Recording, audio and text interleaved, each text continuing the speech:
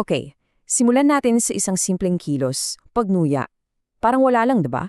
Pero paano kung itong simpleng paggalaw ng panga ay may mas malalim palang kahulugan? Yan ang titingnan natin ngayon. Ating susuriin ang isang kilos na ayon sa isang manunulat ay hindi lang basta ugali, kundi isang buong political performance. So, ito ang malaking tanong. Pwede bang ang isang facial tic, isang simpleng mannerism, ay maging simbolo ng isang buong kilusang pampolitika? Diyan mismo umiikot ang usapan natin.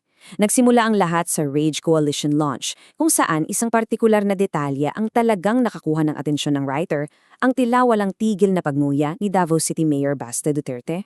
Una sa lahat, tingnan natin yung kilos mismo bilang isang pag-arte. Kasi para sa sumulat ng analyst na to, hindi raw ito basta-bastang habit lang eh.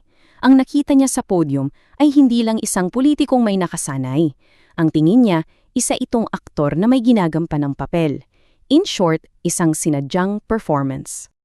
At dito, lumilinaw yung pinaka-core ng argumento, panggagaya. Ang sabi ng writer, hindi raw ito orihinal. Isa raw itong, high-definition photocopy ng persona ng kanyang ama, si dating Pangulong Rodrigo Duterte. Para bang sinasadyang ipaalala sa lahat kung kaninong yapak ba ang sinusundan niya. Pero, hetong malaking pagkakaiba. Ayon sa writer, kung yung pagnguya ng ama ay may sinasabing medical na dahilan, isang paraan daw para maibsan ang sakit, yung sa anak naman, tila walang laman. Isang pag-aarte lang kung saan ang tanging ninunguya ay yung mismong script na binabasa. Kaya naman, para sa manunulat, hindi ito simpleng pagnguya. Isa itong uri ng political cosplay. At para mas maipaliwanag to, kumuha siya ng isang sikat na termino at binigyan niya ng, ibang kahulugan. Alam naman nating lahat kung ano ang GOT, di ba? Syempre, greatest of all time. Yan yung titulo na binibigay natin sa mga legends, sa sports, sa music. Pero ano kaya mangyayari pag ginamit yan sa politika? Eto na! Dito, binaliktad ng writer ang lahat para sa kanyang puna. Ang GOAT daw dito ay gum-chewing offspring acting tough. Ang talino, no?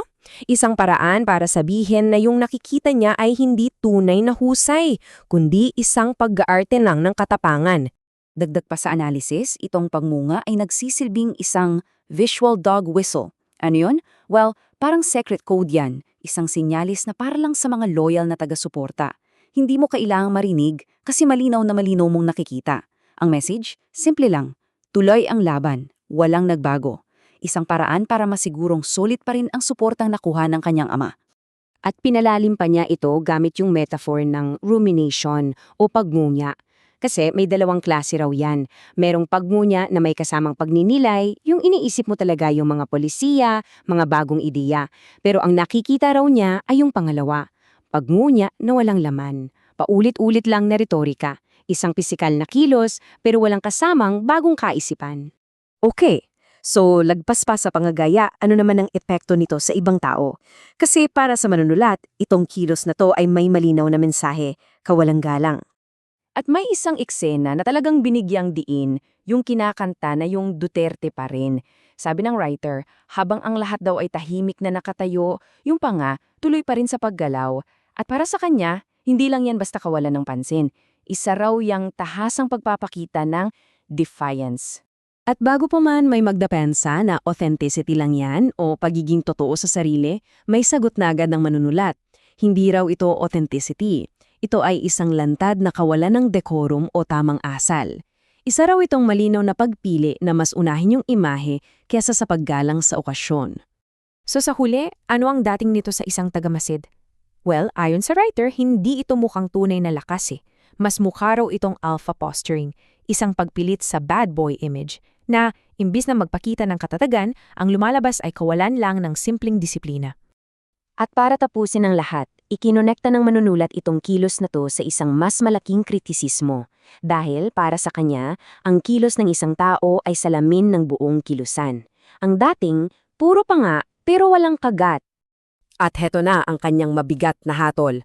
Ang buong Rage Coalition daw ay hindi isang bago at sariwang simula. Ano raw ito? Isang low-budget rerun. Isang pag-uulit lang ng nakaraan na kulang sa kislap at higit sa lahat, kulang sa bagong ideya. At dito na niya inilatag yung pinaka-thesis ng kanyang sinulat. Kapag ang isang leader at ang kanyang kilusan ay mas abala pa sa porma sa hiniram na aesthetic kesa sa isang tunay at malinaw na visyon, doon na nawawalan ng pangil ang buong movement. Nawawalan ng direksyon.